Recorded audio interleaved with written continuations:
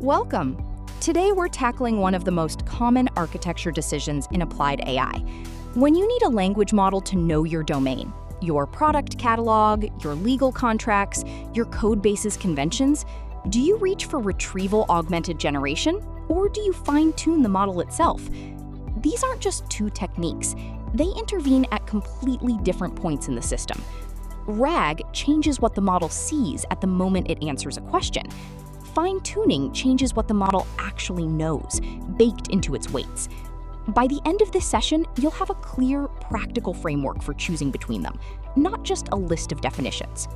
Let's start with why this decision matters so much. A base model like GPT, Claude, or Llama is trained on general language and reasoning. It knows how to write, summarize, and reason, but it has no idea what's in your product catalog, your pricing sheet, or last week's engineering design doc.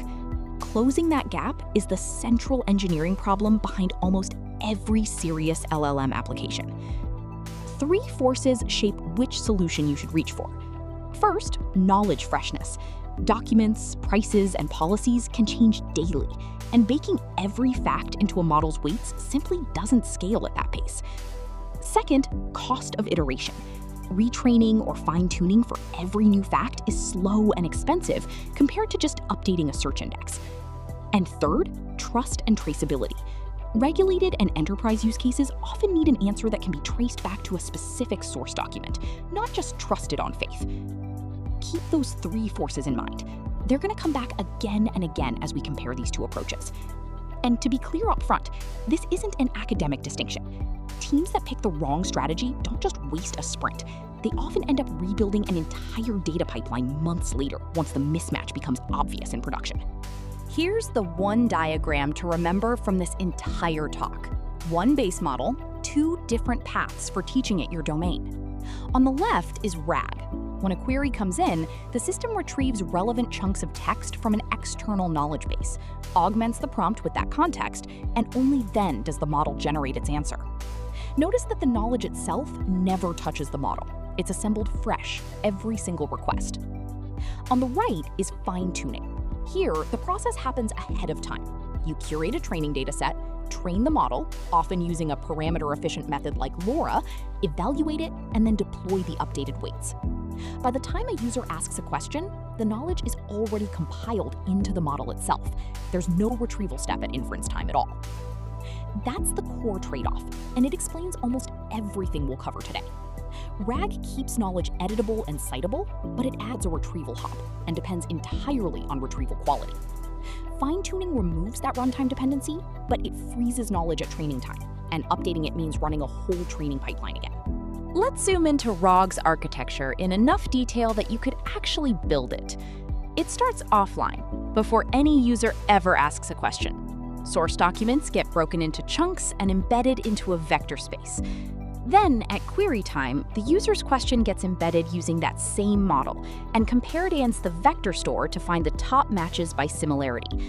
A re-ranking step, often a smaller, more precise model, then reorders those candidates, because raw vector similarity tends to favor recall over precision.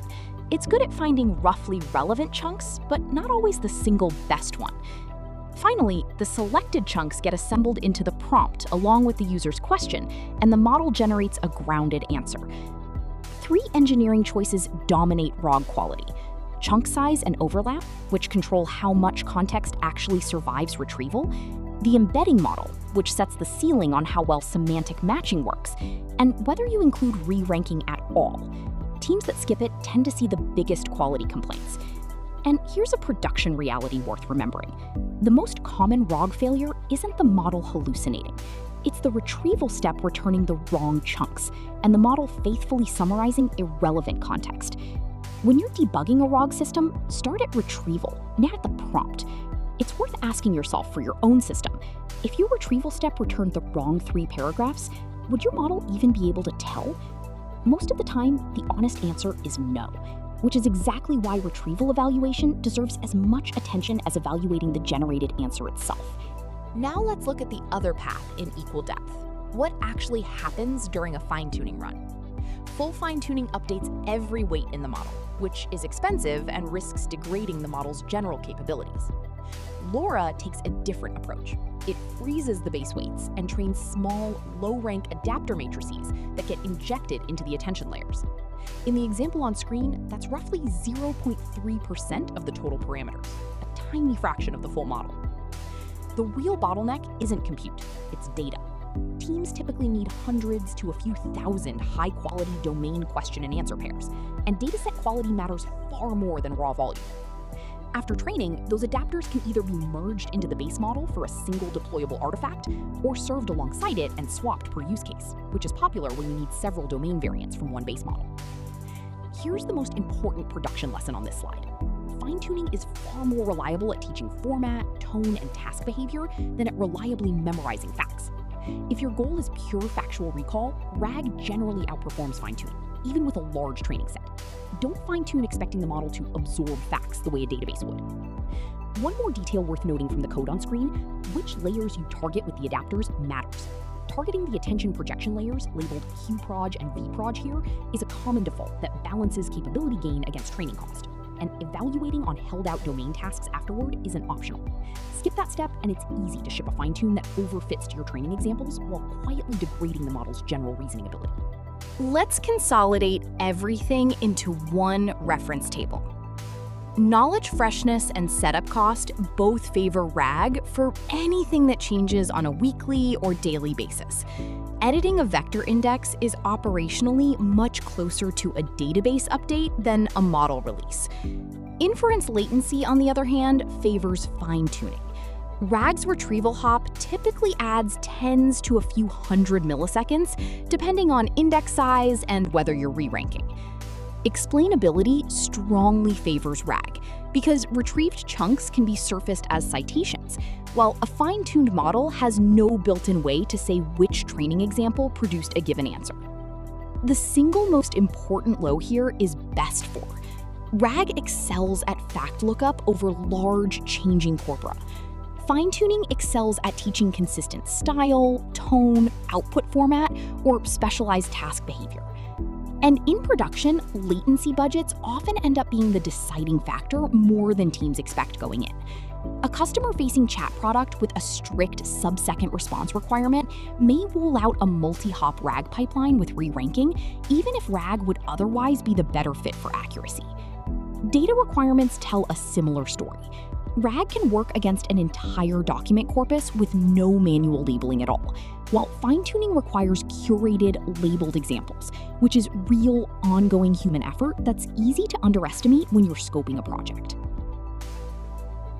Now let's turn that table into something you can actually apply to your next design document. The first and highest leverage question is about volatility. Does the knowledge change frequently? If it changes weekly, daily, or even per customer, R generally always wins because it avoids a retraining cycle for every single update. If the knowledge is stable, ask a second question. Do you need consistent style, format, or specialized behavior? Things like brand voice, a required output schema, or reliably generating valid structured output are things fine-tuning teaches durably. Prompting and retrieved context alone often can't enforce that kind of consistency. If neither volatility nor behavior change is the driver, R generally is the safer, cheaper default. It's easier to stand up, and its failure modes are easier to debug. And notice the note at the bottom of this slide. Most production systems eventually need both. Fine-tuning for tone and task format, R for facts that keep changing. That combination shows up constantly once you look at how real systems evolve. If you're in the room and trying this on your own project right now, ask yourself honestly how often the knowledge your product actually needs changes. Daily, monthly, or almost never. That single answer alone will usually point you toward one branch of this tree before you even get to the second question. Let's ground this in a concrete scenario. To be clear, this is an illustrative composite based on common enterprise support Copilot architectures, not a specific disclosed system. Picture a telecom support team that needs an AI assistant to answer questions about thousands of product SKUs and constantly changing troubleshooting guides while always replying in the company's required tone and structured ticket format. That's actually two separate requirements, and they map cleanly onto our decision tree. The RAG layer handles the volatile knowledge. It re-indexes nightly, so a pricing change or a new troubleshooting guide is live within a day, with no model retraining required, and every answer can cite the specific document it drew from. The fine-tuned layer handles behavior. Past resolved tickets become training examples that teach the model the company's tone and exact ticket format, something prompting alone struggled to enforce consistently. And because tone and format are comparatively stable, that fine-tune only needs to be refreshed quarterly, a much lighter operational burden than the nightly RAG reindex. Let's close the technical arc with the pattern that separates practitioners who've only read about RAG and fine-tuning from those who've actually shipped both. RAFT, Retrieval-Augmented Fine-Tuning, trains a model on question and document pairs that include both the genuinely relevant passage and deliberately irrelevant distractor passages. That teaches the model to identify and reason from the right context instead of blindly trusting whatever retrieval happens to return. In effect, it trains the reasoning over context skill that plain RAG assumes but never actually teaches. The practical result is a fine-tuned model that performs better specifically when paired with retrieval, and published evaluations show it consistently improving domain question answering accuracy over RAG alone. But it comes at the cost of maintaining an actual training pipeline on top of an already working RAG system. So most teams should only reach for it once they've validated that RAG alone has a measurable retrieval noise-driven accuracy ceiling worth solving. The bigger takeaway, this RAG versus fine-tuning framing is a simplification for learning. In practice, teams increasingly blend both along a spectrum. If you take away one thing from this slide specifically, let it be this. Don't reach for RAFT as a starting point. Reach for it only after you've measured a real retrieval noise-driven ceiling on a working RAG system. Otherwise, you're adding training pipeline complexity to solve a problem you haven't confirmed you actually have. Let's distill everything into 4 heuristics you can carry out of this room. 1. Let volatility decide first. If knowledge changes weekly or faster, default to RAG regardless of everything else. 2. Fine-tuning teaches behavior, not facts. Use it for tone, format, and task consistency, not as a substitute for a database. 3. Traceability is a RAG advantage by design. If your answers need to cite sources, RAG gives you that for free, and fine-tuning does not. And 4. The real answer is often both. Mature systems pair RAG for facts with a lightweight fine-tune for consistency, exactly like the case study and the RAFT pattern we just walked through. This isn't a one-time decision you make in a design document and forget. It's an architecture that evolves as your product matures. Before we wrap up, a few places to go deeper. For the formal grounding, start with Lewis and colleagues' 2020 paper introducing Retrieval-Augmented Generation. To go further into the hybrid pattern we just covered, look at Zhang and colleagues' 2024 paper on RAFT.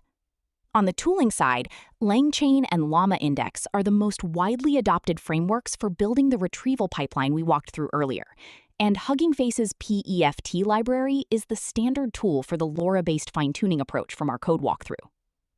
If you take one thing away from today, let it be this. The question isn't RAG or fine-tuning. It's what does my knowledge actually need? Freshness or behavior? Answer that honestly, and the rest of the architecture follows. Thank you, and I'm happy to take questions about how this framework applies to whatever you're building.